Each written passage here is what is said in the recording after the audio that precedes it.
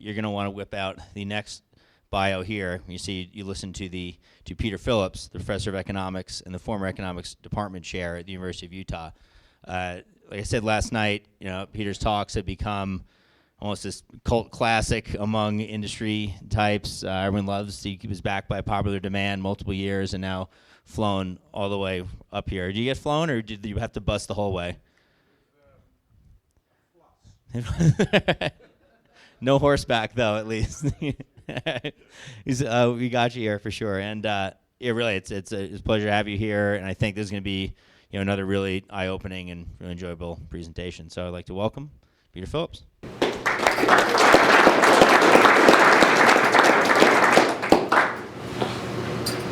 let's find out if my PowerPoint is coming up next.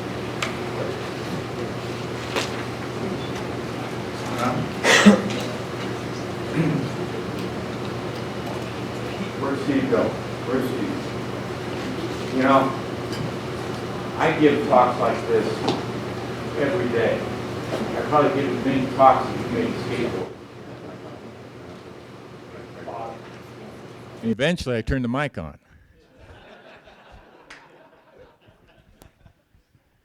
And I'll be brutally honest, to a fault. You have a future as an inspirational speaker. I thought that was a great talk. And I took some notes, and I'll try to make some connections between what you said and what I have been planning to say, because I see a lot of kind of ribbons connecting your experiential involvement with the economy and my intellectual involvement with the economy. But first, I need to tell you that this is the third time that I've come to talk to this group, and I really shouldn't be here. The American Economics Association has a code of professional ethics, and right at the top of that code, it states clearly that if you speak before an audience and you make a prediction about the economy, you are not to return to that audience. And I'm in violation and risking that they will suspend my economist card, and I was trying to realize why I'm taking such risk. And really, there's one major reason and two minor reasons. The major reason is my daughter, because I give talks in front of economists and the Chamber of Commerce and legislatures and Congress. I once, with my lovely bride, went to London and spoke to the British cabinet. And none of that moves the cool needle with my daughter. But when I tell her that I come talk to you in my house, I am somebody. So, but there are two other reasons that really have pushed me over the edge, and one of those is aspirational sartorial elegance. Aspirational sartorial elegance. Almost everywhere I go to give a talk, I am the worst dressed person in the room. Thank you. But lastly, it's an issue of self-image and honor. I am usually called Professor Phillips, and sometimes at these things I'm called Dr. Phillips. I once gave a talk in Germany, and I was Herr Professor Dr. Phillips. And actually, in the summertime, I'm a ranger in the Tetons, and my supervisor once jokingly said I was Herr Professor Dr. Ranger Phillips. But only here have I been called Professor Dude, which is close to the Nobel Prize. I've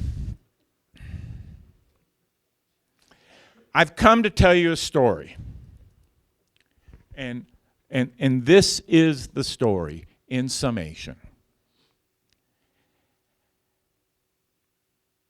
We have been experiencing a weak recovery from the Great Recession that has led to very slow employment growth. Full recovery is still several years in the future. Wages and income have been lagging gross domestic product growth for decades, dampening consumer demand. Consumption has been sustained in this environment by increasing consumer debt. World trade imbalances have fueled consumer debt in the US and in Europe through export dollars earned overseas being recycled into Europe and to the United States through a housing bubble. The housing/financial crisis, the two sides of the same coin, has ended growth in consumer debt, which along with high unemployment will continue to constrain US and European consumer demand. Current weak sales in the snowboard industry may partially reflect warm weather conditions. But product cycle and business cycle factors also negatively impact demand. So the moral of the story is pray for snow and plan for everything else. And before I go further, I want to talk just a little bit about what Steve was talking about, because some of the takeaways I took from your talk relate to this next to last point. Last time I talked to you about the product cycle. I'm going to talk briefly about that again at the end of this talk, but mostly I'm going to be talking about the business cycle this time around. But there is a well-known product cycle that occurs almost uniformly across products that are entered into a capitalist economy, where there are stages of the development of that product. And those stages go from introduction to product growth, to the maturity of that product, to stagnation in the demand for that product, to decline in that product. And when Steve said, dare to be different, when he said that there's a constant state of innovation, when he said mediocrity is in the middle, what I heard was that he was talking about fighting against the product cycle. That what you do against this natural consumer demand pattern that goes through any business cycle is you fight the natural product cycle by engaging in change for your product so it gets reborn. And I heard him say every 3 to 5 years he has to change his story. And what I heard from that is he has to rebirth his product in order to fight what he called the bottom feeders. And what the bottom feeders are, in my intellectual constructing of his experience, are those who do not seek to ramp up the beginning portions of that product cycle. They don't seek to introduce, they don't seek to grow. They grab at the level of maturity or even stagnation, and they compete based on price. And what you can do to fight the bottom feeders is exactly what Steve was talking about. And in my view, what that is you are constantly restarting the product cycle with your product. And that's what I heard when he said silk pajamas in rearview mirrors. What he was saying is, personally, psychologically, it's hard to do that. Because personally and psychologically, you have experienced the ramp up. You've gone through the agony of introduction. You've felt the thrill of growth. You've cashed in on the moments of maturity. And it's hard to go back down to the bottom and redo it. And so that's what I heard Steve saying about the product cycle. And I will get to that later in my talk, and I'm going to turn now to the business cycle. And the one thing I heard Steve talk about, or at least for me, it reflected the issues of the business cycle, is his takeaway, adapt or die. And what the business cycle is, it's a lot like the waves in the tides on a coastal system, on the beaches and the rocks of a coast. This is one of the most fruitful, but also one of the most challenging ecosystems in the world, is that tide line, where the tide comes in and the tide goes out, and the life forms that can live there have to live through the moments of desiccation and sun and heat and salt, and yet be there for the next time the tide comes in. And the economy, the business cycle, is the tide. And adapt or die, to my mind, means you have got to figure out how to live in this coastal system of constant growth and recession, and particularly in the world that we are now living in, which is the mother of all recessions in my life. And in terms of looking back more historically than my 64 years, it's a moment in time comparable to the 1930s and to the 1870s, and no other time in the last 150 years. So it's a very challenging moment where the tide has gone way out. And the good news is I don't think the tide is continuing to recede. In fact, it's beginning to build again. But the question becomes, how long before that tide comes back in? And that is what I'm going to be speaking about to you today. But first, I have to deal with these predictions, and my position is I never said the things that I said. And I don't know, Steve had many gurus that he quoted. I only quote Yogi Berra.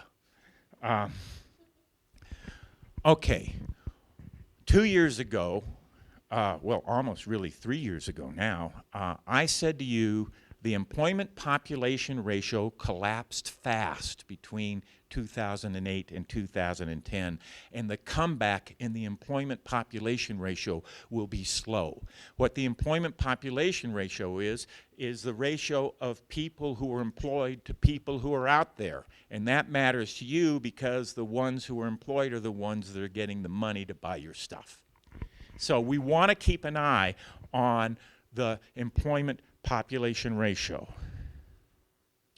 And that is what the adult working age labor force participation rate looked like in March 2010 when I first talked to you. And what that shows is this is 1952 and this is 2008. And as you can see, the employment population ratio from 1952 up really to the 1990s grew through business cycles, and that is primarily women coming into the labor force. And that it stabilized or grew less rapidly in the 1990 to 2000 period. And here in the Great Recession, when I talked to you in 2010, it had fallen faster than it had risen in any boom in the post-World War II period. So there was a huge proportion of our society that was no longer getting a paycheck, that had been getting a paycheck. And here we are, is where we are today. The employment population ratio has stagnated for 2 years. It has not rebounded. And in fact, the employment population ratio is where it was in 1984. That is a scary fact. What I'm going to tell you is you're looking out the beach, the tide has receded, and you can see out there where it has stopped. It is no longer falling farther away from you, but it has stopped out there way far from the shore in terms of the employment population ratio. Here is something that I don't know any other economist has talked about, but I think it is a very deep part of the American economy. And that is, if you look at the employment population ratio after the bottom of the 1982 recession, or actually that's the recession of 1978, or the 79, 82 recessions, all of these recessions, the employment population ratio rebounds, but all of these rebounds are slowing recession by recession. So the upturn has been slower and slower. And notice, this is not an artifact of the financial crisis. There is something deeper in the economy than the last financial crisis that is making these rebounds go slower.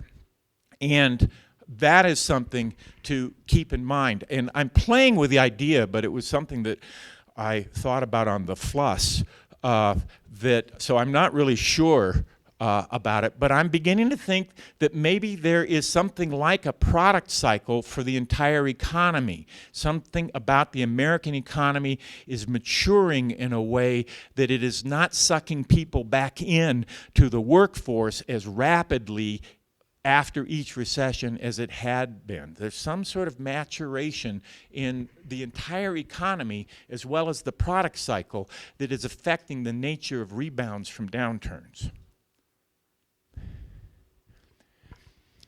In 2010, I said we are entering the mother of all jobless recessions.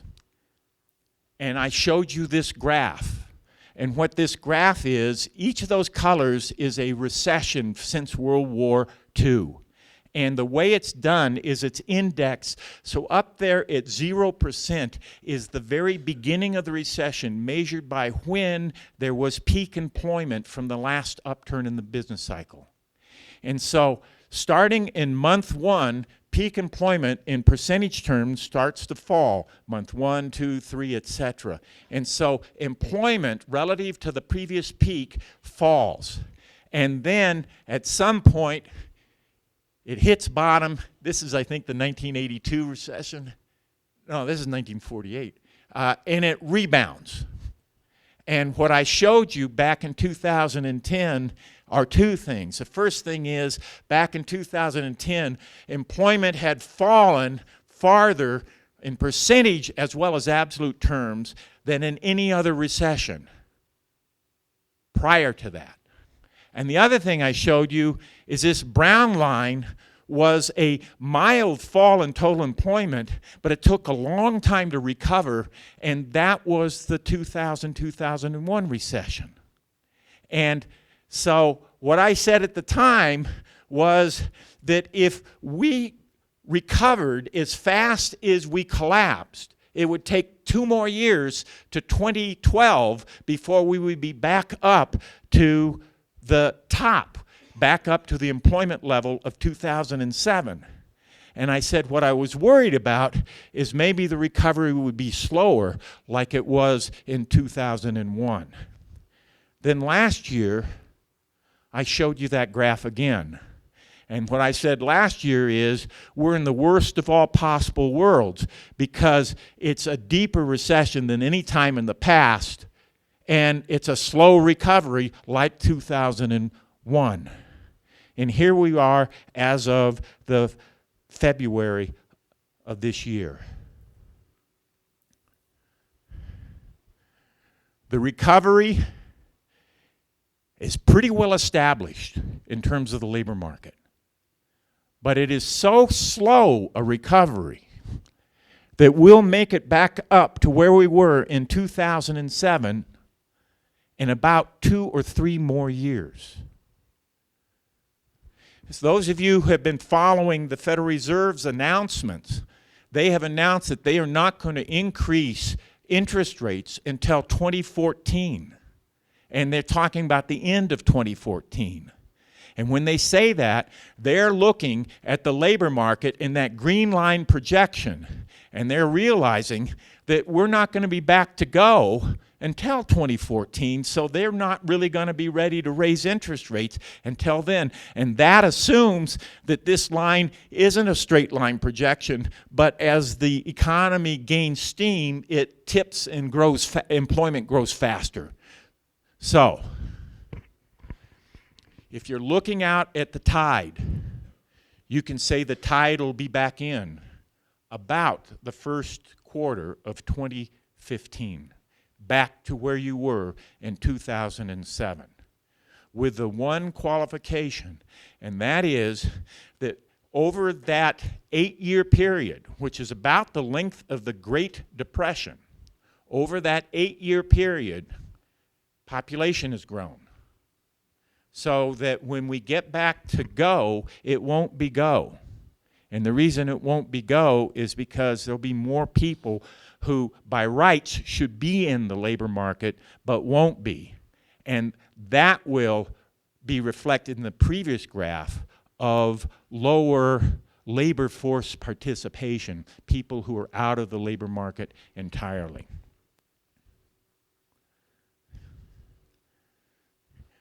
Now, my statement that the high tide will come back by early 2015 is qualified by some assumptions. You know, when you talk about the tide and when the tide's going to come back in, you're making the assumption that there's not going to be an earthquake and a tsunami. Okay, and I'm making an assumption that there isn't going to be a tsunami or an additional shock to the world economy. And there are two potential tsunamis out there, sort of tectonic economic plates that are rubbing against each other so hard that it might result in an abrupt break that would be that tumultuous event. And those two, of those two, the better known is the financial crisis in Europe, and the fact that what the Europeans are discovering is that they've got a Eurozone that doesn't really have a full-fledged central bank. And they're getting caught up, and we could talk about it in questions, but they're getting basically bound up in government debt that cannot be covered by printing money. And as a result of that, the alternative to printing money is either default or austerity, both of which create significant economic problems. And Europe is struggling with this. And if you had asked me to speak to you 3 months ago, I would be more sanguine about there being an earthquake in Europe. I am less concerned about it now because the European Central Bank is instituting a variety of monetary policies that are acting more like a central bank than they said they would act under the previous leadership of the central bank that was changed in November of last year. The second potential tsunami, less well appreciated, is that China is really bollocksed up. 70% of the American gross domestic product is consumption activity. The remaining 30% is investment and government expenditures. And investment includes not only plant and equipment, but also housing is considered an investment. In China, those relationships are almost completely reversed, where about 35% of gross domestic product is consumption, and 65% is investment in government expenditures. The good news is when you do all that kind of investment, you're building your productive capacity for the future, you're raising labor productivity, you're empowering the economy to be able to do more. The bad news is, who's going to buy that stuff? And historically, China's answer has been somebody overseas. But with Europe going into recession, with consumer debt retrenching in the United States with abnormally high unemployment, China is essentially pissing into the wind. That's a technical term. What they're doing is they're producing into a world economy that cannot afford to buy their stuff. And at some point, that could lead to a financial crisis. And whether or not a financial crisis in China has sufficient disconnect to substantially spread into the United States is itself a question. So there are two places that I would look for earthquakes and volcanoes that would change my story about the tides. And that would be the European financial crisis potential and the Chinese overinvestment crisis potential. But if I would have to guess today, and let me state today that I will not come back next year after this guess, I would guess that neither of those occur. And so I'm sticking with the most likely outcome is the high tide comes back, but not until about 2015. This is hard for you to read from a distance, but basically this breaks down when does the tide come back, measured as peak employment in 2007, metropolitan area by metropolitan area, with the red being after 2017 and the blue being this year or next. And so you can see that across the country, the prospects for recovery differ. The good news is that in Utah, peak employment may be recovered this year or next. The bad news is in the much more populated areas of California and the Northwest, it's pushed down not only towards 2015, but even after that. And so if you're thinking in terms of regional markets, so you're running a ski resort and you rely on local customers, what you want to be looking at is this map and not the general prediction about the tide for everywhere. Okay, so last year I predicted that there won't be a double dip, that GDP growth will be 3% in 2011, but it would slow to 2% in 2012 due to the ending of generous monetary policy and the drying up of Obama money. And I was wrong. Instead of 3% growth last year, it was under 2%. Here's what it looked like. In quarter one of last year, it was less than 0.5%, and it went to 1.3, 1.8, and fourth quarter was a very vigorous almost 3%. So if you average all those out, you're getting 1.6% GDP growth last year. It accelerated almost to my 3% prediction by the end of the year. I'm sticking with a 2% for 2012. I think that the economy is going to slow from the last quarter of last year through the rest of this year. And the reason for that is the decline in state expenditures, the decline in federal expenditures, and the stand pat position of the Federal Reserve. However, there is, on the good news side, as you can see from that previous graph, the labor market is showing fairly steady improvement, and that's an important source of consumer demand. Okay, now that's a discussion of some of the business cycle issues, but I also want to talk about some longer-term structures of income and how they affect demand. And the key issues is that wages and income have lagged GDP growth for decades. This is another piece of the puzzle that is larger than the current Great Recession. And what this graph does, and incidentally, I have sourced all of where my data come from. And if Mike, if you want, if people want this PowerPoint, Mike's got it. You can get it from him. He can do a mass emailing as far as I'm concerned. And you can get the source of where the data come from. Most of it is web-based.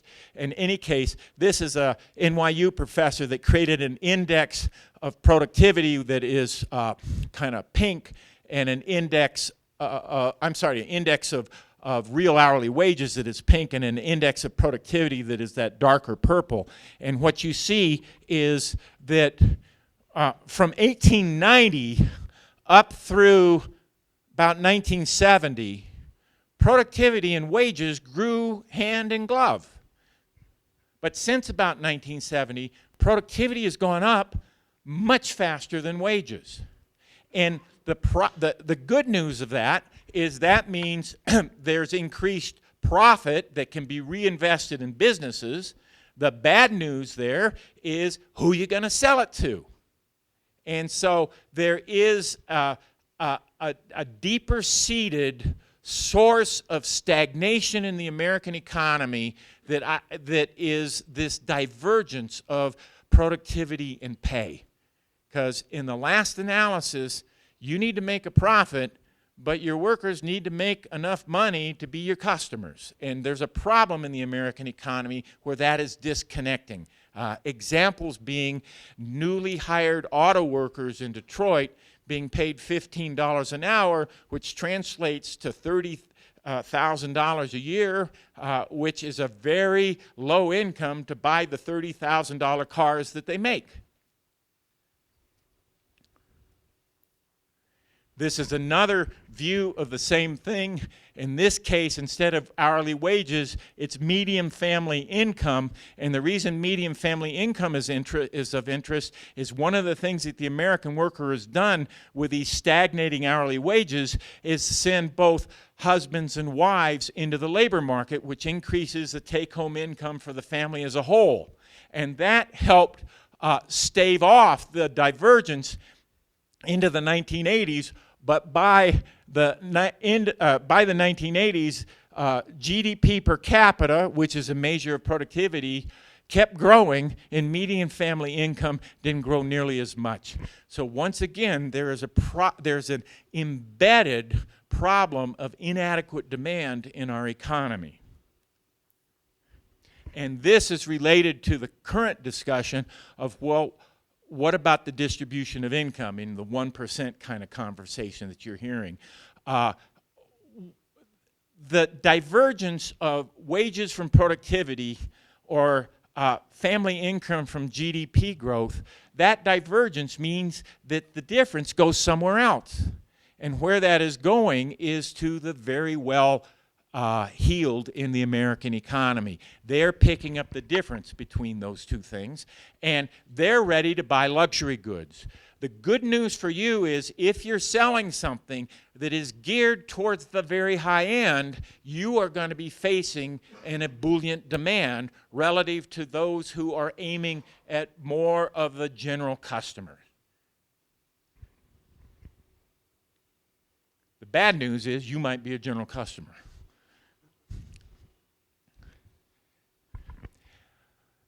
I just thought that you'd be interested in seeing this graph. This is a measure of consumer debt as a percent of gross domestic product from 1952 to now. And as you see, that the Depression era families increased their consumer debt as a percent of GDP from 8% up to 14%. And then it remained stable from the mid-60s up through the early 90s. And then it took off. And the boom years of the Clinton administration was fed by that consumer debt. And where did the money come from to extend those loans to consumers? Much of that money came by recycling earnings overseas that were made by selling things into the United States. That's where we get to the issue of globalization.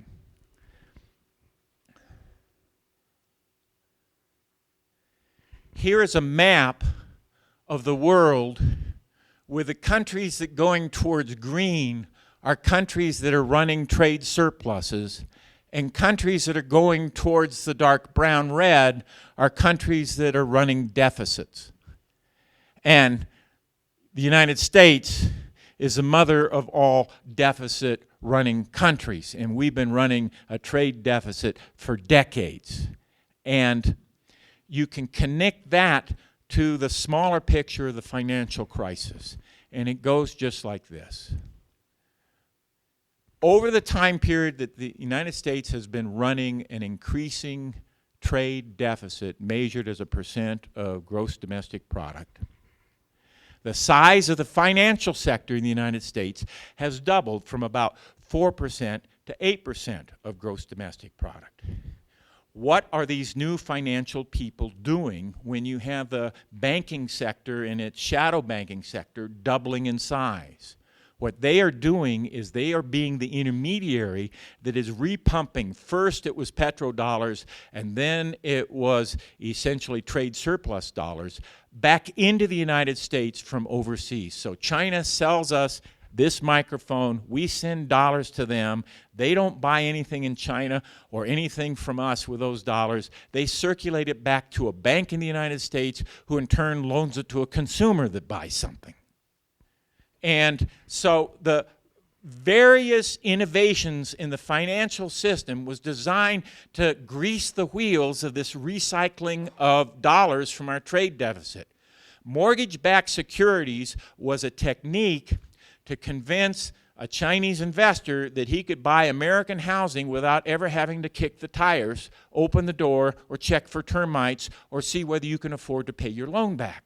It was a fascinating financial instrument that, by using tranches from, rather than figuring out whether you could pay the money back, what they did is they just said, well, here are a whole bunch of mortgages, and you tell me what kind of risk you want to take.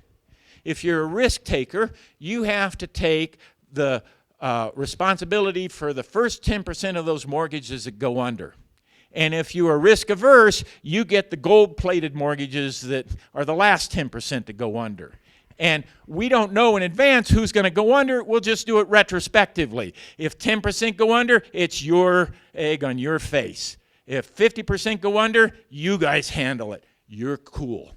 If 90% go under, only you have this 10% that are still paying. And the way we distinguish you from everybody else is you're getting a 2% return, you're getting a 10% return. So they never had to go and see whether the consumer could pay them back. And so the guy in China was happy to throw the money in. The guy in New York was happy to throw the money in. Your local mortgage broker was glad to give you the mortgage. And hey, you're not dumb, you're glad to take the house. And that whole system of recycling these trade surplus dollars has more or less broken. And that means that it's going to be very tough as the tide comes back in to really get back to the world of 2005 and 6. Because unless people get stupid real fast and start buying into the Kool-Aid of that sort of recycling system, we're going to have deep-seated problems in the Chinese looking at all these dollars they're accumulating and thinking, what am I going to do with this besides, I'll leave it at that. Here we have increases in housing prices. Housing prices fall, housing prices rise. So here's Japan. They run a trade surplus. Their housing prices have been falling. Here is Germany. They're running a trade surplus, and their housing prices are stable. And look at all of these countries that were running trade deficits. Their housing prices were going up. And that numerically captures this story I was trying to tell you of how the trade surplus of third world countries, the trade deficit of first world countries is connected to the housing bubble, which in turn was connected to the consumer debt bubble because, like my brother who really was not the sharpest knife in the family, who used his house in Seal Beach as an ATM. And, you know, for a long time, he had a better life than I did.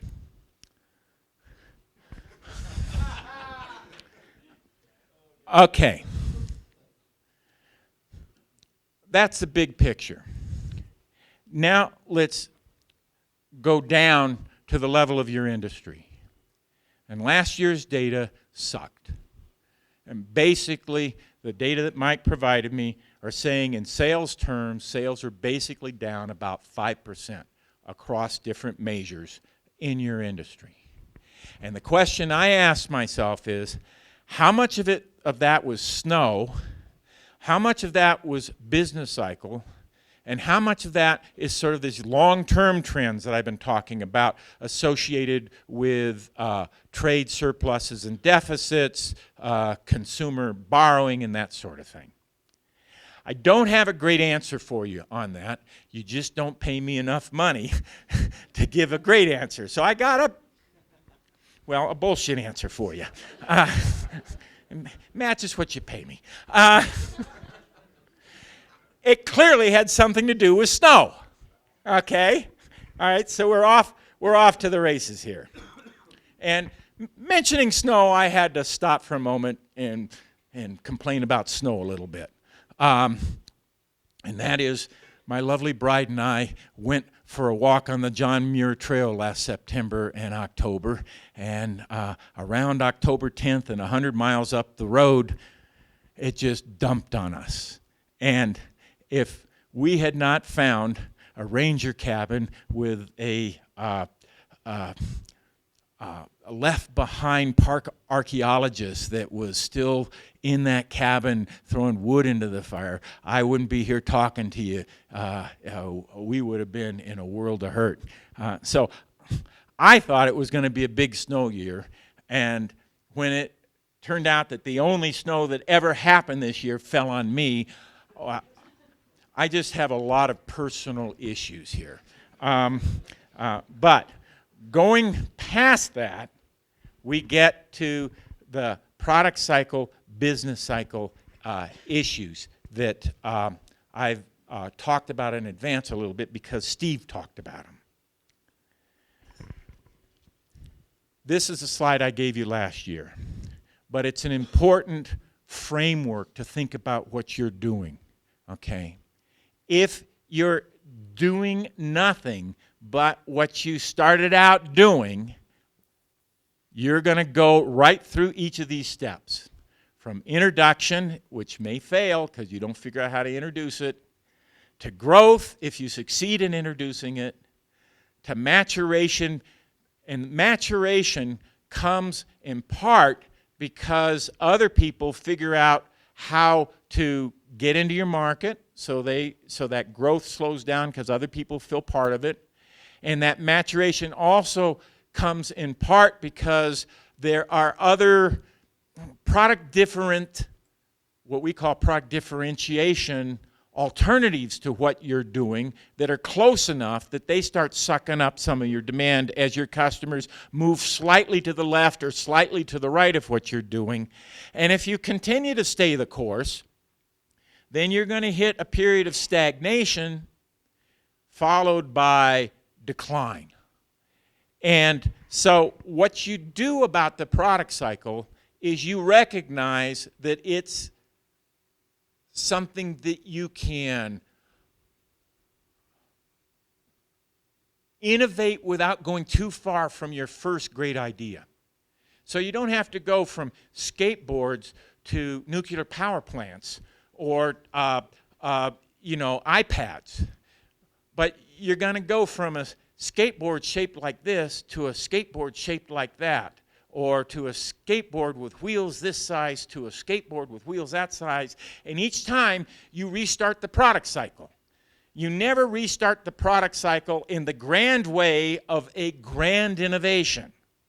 And so these epical innovations that are totally new and different and aren't some sort of knockoff of an earlier thought, they got a lot of room to move. And so the personal computer was a product cycle that begins in the early 1980s and is only reaching maturation now in stagnation over maybe the next 10 years. All right? And if you do these little innovations, your product cycle is going to be speeded up. It's going to be foreshortened. But in any case, I think that regardless of what the business cycle is doing, you have to pay attention to the product cycle. And then you have to meld that to a consideration of the business cycle. This is a graph I showed, I believe, last year, which just simply compares snowboard sales to ski sales, comparing a younger product, which is the red line, to a more mature product, which are the ski line. And in the ski industry, I mean, I've been skiing like once, and it was like with my friend from Germany who's like a semi-pro, and he took me up to the top of Snowboard, and he said getting me to the bottom was like trying to get a kitten out of a tree. And so I'm only talking in, you know, the white ivory tower la la land of academia. But I do talk to my buddies who ski. I have some friends who ski, you know, and they talk about how the ski industry is constantly changing, this piece or that piece of skis. And that's an effort to fight the maturity of that product. And as you see in the aggregate, it's a losing battle. In the aggregate, sales are stagnating, right? But you, as a smaller piece in that race, maybe can win the battle for you.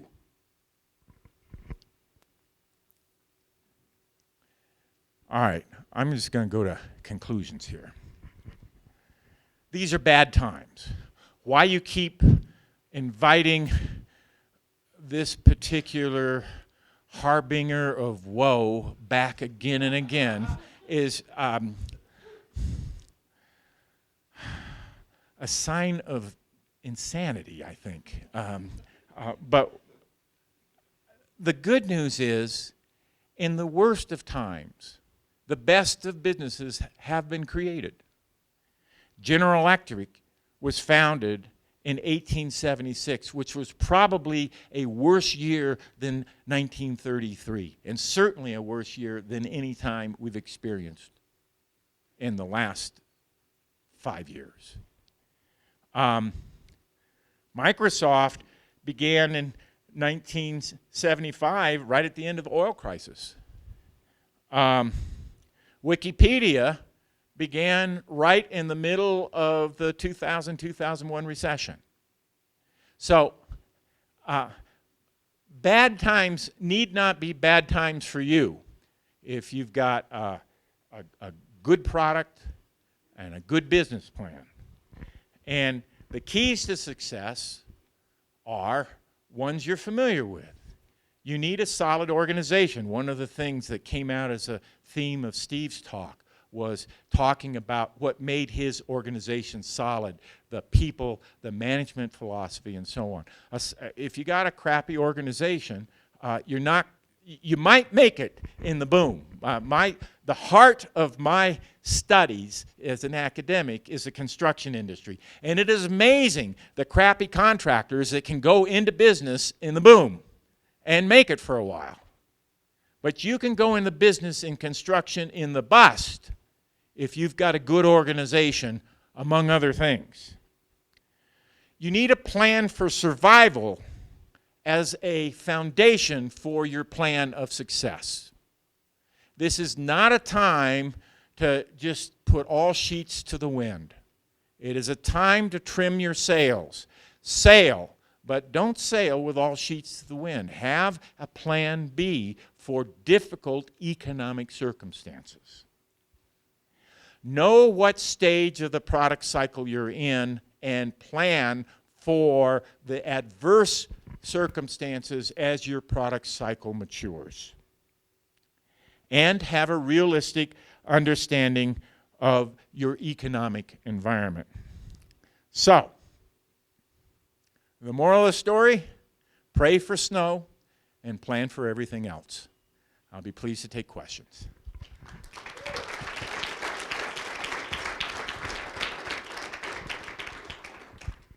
And I'm not quite stone deaf, but maybe kind of dirt deaf, so I often just sort of walk over. My man. Well, we were just wondering what was HP doing in the 30s? I mean, is that Hewlett-Packard HP? Yeah, yeah, and they were making engineering, in fact, basically things beyond slide rules, sort of engineering tools,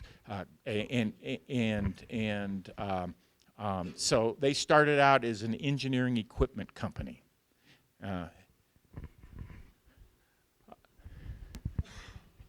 I just want to say thanks, first of all. This is eye-opening, to say the least, and hysterical. 2008, mid-2008, we were about 4.1% unemployment. I'm really concerned with the way that we're told that, you know, the numbers are rising. Because if you understand the definition of unemployment, you're not counting kids just out of school. You're not counting people that have fallen off unemployment, so on and so forth. There are many sub-factors that don't show up in the trend. So what are your thoughts on what's really going on with recovery in jobs in the United States and the impacts that that has on consumer spending? I think it's much more stark than we're being told.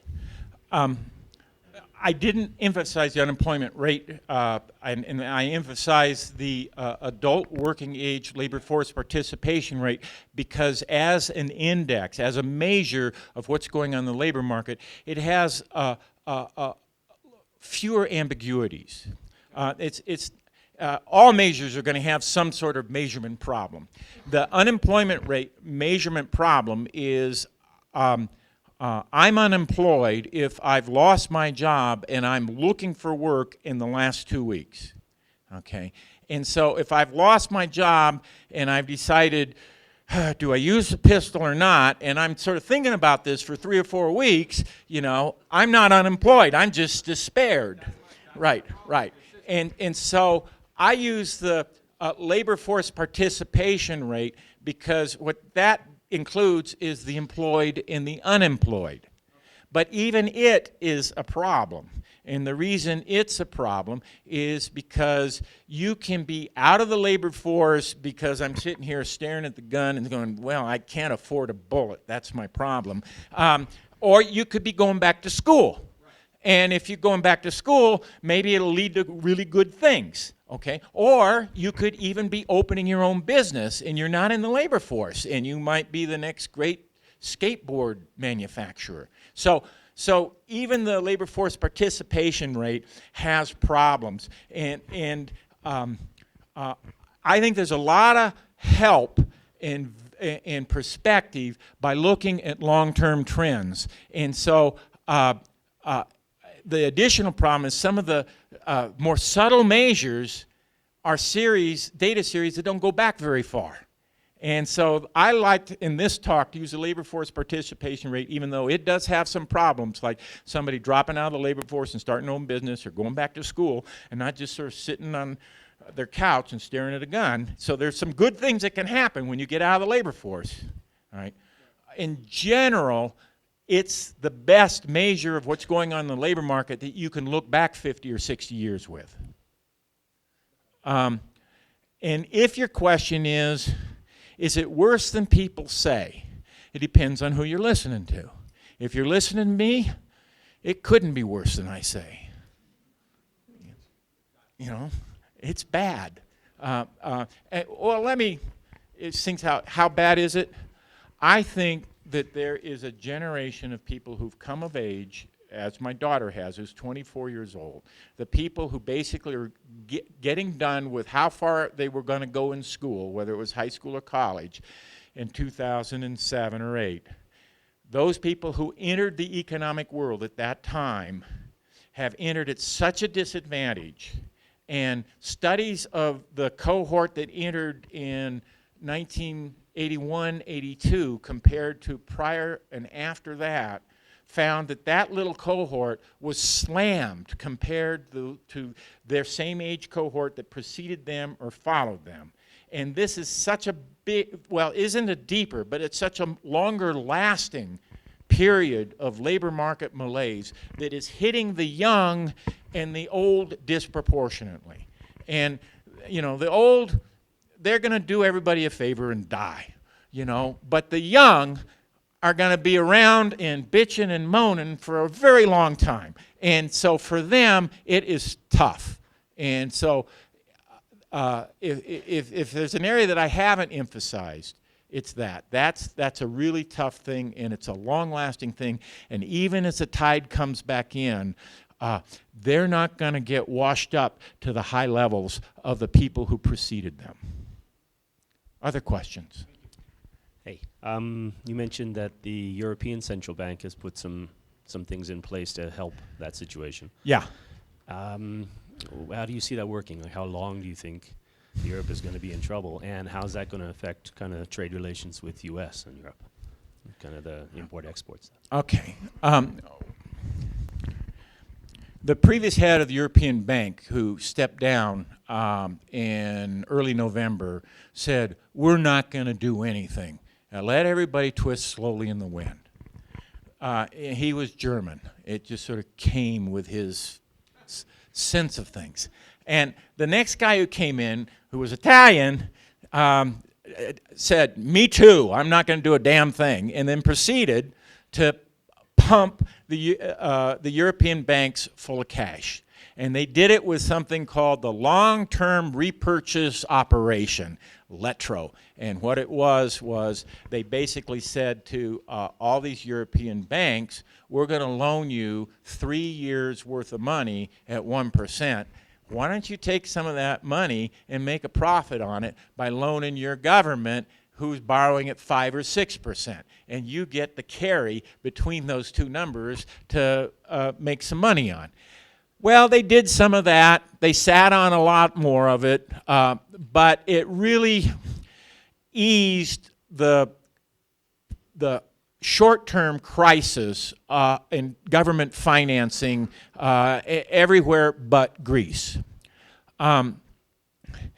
However, the long-term solution to basically the story is that Ireland, Portugal, Spain, Italy, and Greece are not competitive with the other countries in the Euro region.